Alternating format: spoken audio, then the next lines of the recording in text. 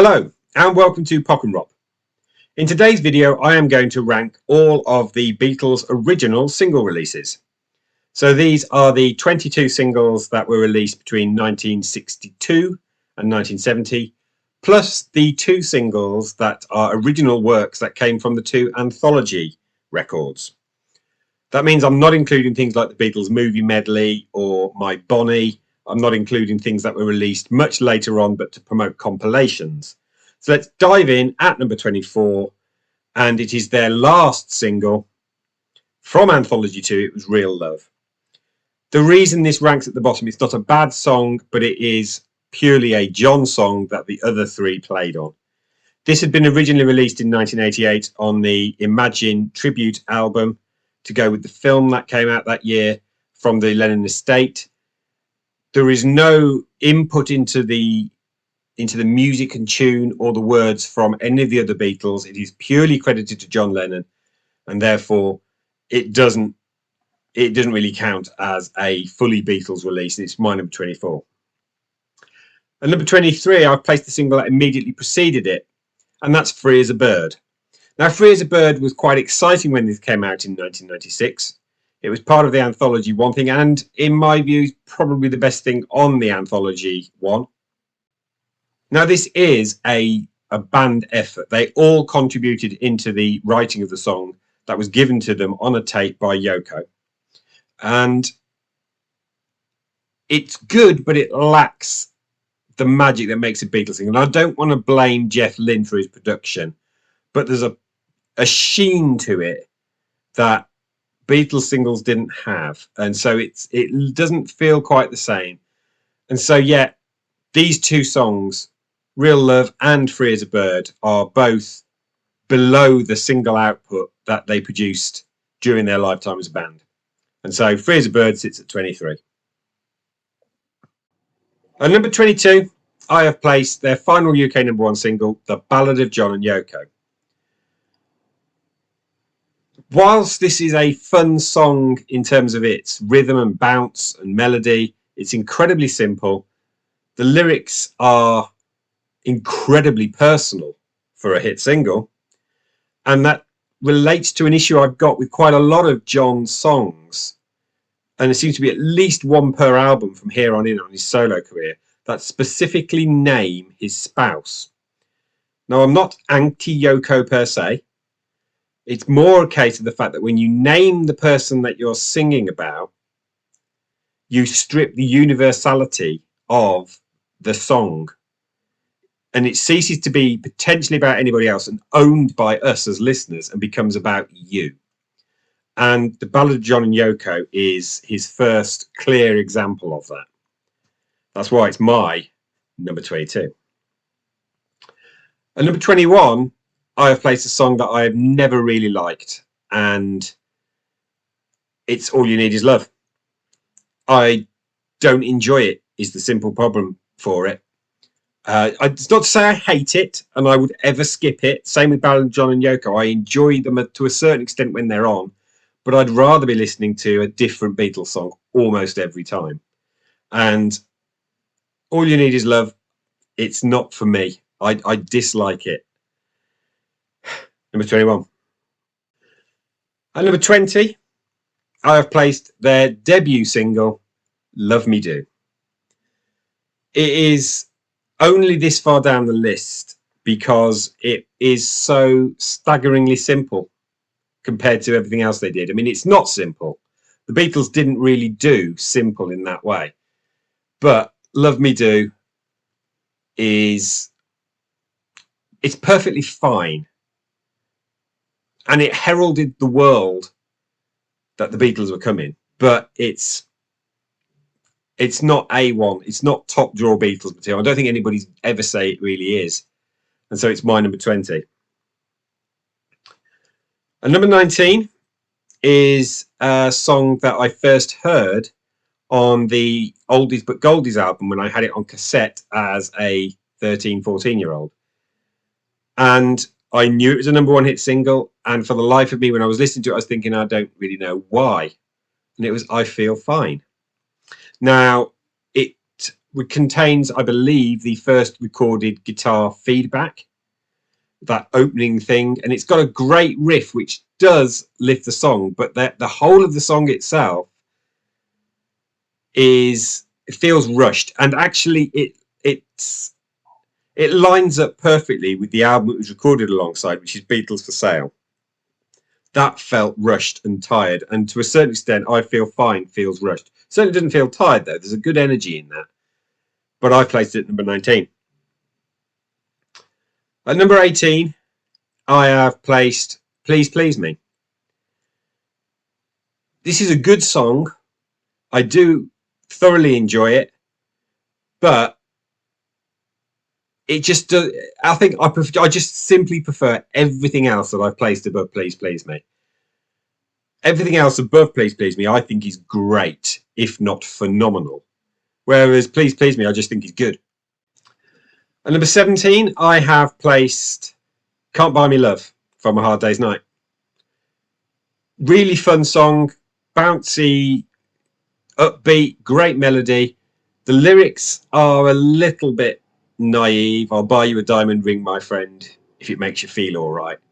And I may have placed this higher if I hadn't heard Peter Sellers take the mick out of this in on one of his records, where they do the spoken thing as if it's a stage play, and it kind of shows the lyrics up as being a little bit lame. But I still thoroughly enjoy Can't Buy Me Love, my number 17. At number 16, I have placed a song that exploded all over America, and it's I Want to Hold Your Hand. Now, I do really enjoy my memories of this, particularly when I was a new dad and taking my kids for a walk after they could learn to walk. And we came to a road saying, I want to hold your hand, and singing it with them. But it's not top drawer Beatles for me. It's great, isn't quite into the phenomenal category. Likewise, I could say the same thing about what I've placed at number 15. Phenomenal opening chord, and then Hard Day's Night. Hard Day's Night is good. It's great. But I think I genuinely prefer mid-period to late-period Beatles, and that's what's kind of coming out in this list, is where I've ranked things, is that those early pop singles are coming a fair bit lower than some of the later stuff. 15, A Hard Day's Night. And at 14, their first UK #1 single, From Me to You. Thoroughly enjoyable single, great pop. And at number 13, I have placed a double A side single, which is Eleanor Rigby and Yellow Submarine. Now, if this was just Eleanor Rigby, it would be up possibly in the top 5. But it's got Yellow Submarine as the double A, and that tends to drag it down a bit. Yellow Submarine is a fun kids song, but for me, it detracts from the overall experience of the album Revolver, from which it comes. And as a result, Eleanor Rigby and Yellow Submarine is my number 13. And number 12 is Get Back, their penultimate UK #1 single. Get Back is a great single. I believe it's pretty much an as live performance, as the whole point of the project at the time was to get back to what they used to do, recording things almost live, like they did on the Please Please Me album, with very few overdubs. It also features Billy Preston. And the fact that this is actually credited to the Beatles with Billy Preston means that there were 5 of them listed at #1. And it meant that Paul McCartney is the only artist to reach #1 as a solo, a duo, a trio, a quartet, and a quintet. Get Back, number 12. At number 11, I have placed the single from their second film, Help. And Help is a great song. It's very much feels like it's part of that transition that happened between the Beatles for Sale album and the Help album, where their songwriting seemed to take a stratospheric leap forward. And it's very confessional. It's instantly recognizable. And actually, as a song, I've heard so many different versions of it. It's almost unbreakable. Help, my number 11. And at number 10, I have placed the other single from their second movie, Ticket to Ride. This has got all the same things going for it as Help had. It's, again, marking that big leap forward in their songwriting. Bearing in mind the song directly before this that they released was I Feel Fine.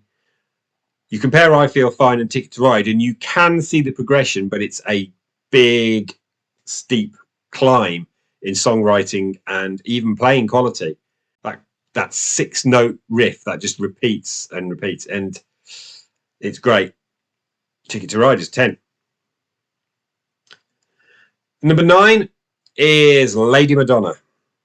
Now, Lady Madonna is very much a Paul track, very much piano boogie led, but I really, really love Lady Madonna.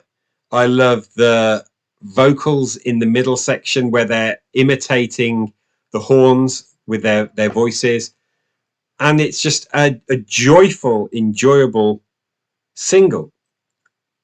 Number 9, Lady Madonna. Number 8, I placed the single that precedes Lady Madonna, and it's Hello Goodbye. Now, Hello Goodbye doesn't half get a lot of criticism from people. They reckon it's just an exercise in writing a song about opposites, and maybe it is, but what a great, brilliant song. Now, it also gets a fair amount of stick from people in that it's kind of come out that Lennon really fought for the single to be I Am the Walrus. Now, I Am the Walrus was ultimately relegated to the B-side of this, but I can't imagine that I Am the Walrus would have had 7 weeks at number 1 in the same way that Hello Goodbye did. Because Hello Goodbye is a universal, relatable by everybody, great pop song. And I placed it at number 8. And number 7 is another stratospheric leap forward in their songwriting, and it's Paperback Writer. So first of all, we've got the phenomenal bass line, which I believe he can still play in concert and sing along to, and it's stunning when you think about it. It's a really complex bass line. And then we've got the fact that it's their first single that wasn't about love in some way or another. It's just about a guy who wants to be a writer, and it totally works. A very different single than they've done before, and it's really, really great. I love Paperback Writer. Number 7. At number 6 is the single that immediately preceded this one. It's the double A side, Day Tripper and We Can Work It Out. 2 brilliant songs, both as good as each other. So Day Trip, you have again that ostinato riff at the beginning. It's then sung brilliantly by John and Paul, and it's just a great, great pop song. And then on the flip side, you've got Paul's We Can Work It Out, which is often cited as one of the best examples of the collaborative nature of John and Paul. That Paul's talking about, we can work it out, things will get better. Then you've got the slightly lower beat part of John in the middle saying life is very short and there's no time to fuss and fight. What a contrast in that song, and it just works. It's a great, great single, Day Tripper, We Can Work It Out. At number 5, I have placed what was at one time the longest single to reach number 1. It is, of course, Hey Jude. Now, Hey Jude is a special song. It's got the greatness of the verses and the middle 8. The story that's told of Paul saying about the line, the movement you need is at your shoulder, saying that's just a placeholder, John, I'll get rid of that. And John saying, no, you won't, it's the best line in the song. And then you've got the 4-minute coda of the Nana sing-along. And it's got something for everybody. And if it's been a while since you heard Hey Jude, or the last time you heard it was actually, say, for example, at the 2012 Olympics opening ceremony, go back and listen to the original Hey Jude again. And there's a little Easter egg in there, if you listen carefully, that just before the crescendo into the coda, you can hear John drop the F-bomb swear word just in the background of the mix, which means that subversively, the Beatles were also probably the first band to get a serious expletive into the charts at #1 without anybody noticing. Listen out for it. It's about 2 minutes and 50 seconds in. And #4 is almost Hey Jude's bigger brother. It is Let It Be. Let It Be is just a beautiful, beautiful song. And I think it's one of the songs that when I first heard it caused me to properly fall in love with the Beatles for the first time. There are many, many versions of it out there, whether it be on Let It Be Naked, the version that's on the album produced by Phil Spector, the single version, which has got a different guitar solo that was produced by George Martin. That's probably my preference, but Let It Be is a great song. Now, John had a big old go at this later on in time, saying he was trying to be Paul Simon with Bridge Over Troubled Water, which, by the way, is what kept Let It Be off the #1 spot. But this was actually written and recorded in '69, before Bridge Over Troubled Water was ever released. So John was talking out of his hat there. Let It Be, #4. At #3, I have placed another double A side, and it's Something and Come Together. Now, Something is amongst my all-time favourite songs ever. It's the first time that George was given the A side of a single. The B side is John's Come Together, which is again another great song. Now, the reason this isn't all the way up at the very top is because as a single, it shouldn't have really been released. It was already out on the Abbey Road album, and that was reflected in the fact that its chart position didn't really go above #4. It was a bit of a mark of the fact that the Beatles were coming to an end. That's kind of, in my head, what tips it down to #3. At #2, I have placed, I think, the other song that made me fall in love with the Beatles, and that was She Loves You. 2 minutes of absolute pop perfection despite its imperfections. And if you listened to She Loves You recently, you will remember that there is a very obvious cut between 2 different takes. There's almost a timing shift in the song, and yet it is still perfect. She Loves You is pop perfection, absolute pop perfection, and is, again, it's in my top 10 songs of all time. I love She Loves You, and it's at #2. Which can only mean that at #1, I have placed what I think is the best double A side single ever, Strawberry Fields Forever and Penny Lane. And maybe I've placed this at #1 because it didn't get there, and really should have done, because this was a amazing single.